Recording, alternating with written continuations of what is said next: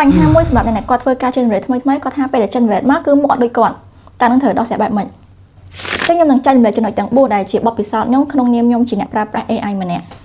ចឹងទី1នៅពេលដែលបង upload រូបរបស់បងត្រូវនឹង make sure ថាទម្រង់មុខរបស់យើងគឺនៅចំបែរទៅត្រង់ចេះអត់ឆិតអត់ឈៀងនិយាយទៅត្រូវចំដើម្បីឲ្យ AI អាចចាប់ទម្រង់មុខបងបានទី2នៅពេលដែលបង upload រូបហ្នឹងត្រូវតែច្បាស់ថារូបហ្នឹងគឺច្បាស់អត់ព្រិលអត់ព្រាលត្រូវតែច្បាស់ចឹងដើម្បីវា scan មុខបានយើងបានល្អដូចគ្នា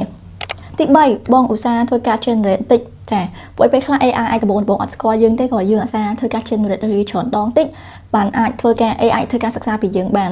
ទី4នៅពេលដែលបងធ្វើការ generate ហើយវាចេញមករូបដដែលវាអត់ដូចអ្វីដែលយើងចង់បានទេបងត្រូវចាក់ចេញពីឆាតហ្នឹងទៅបង្កើតឆាតថ្មី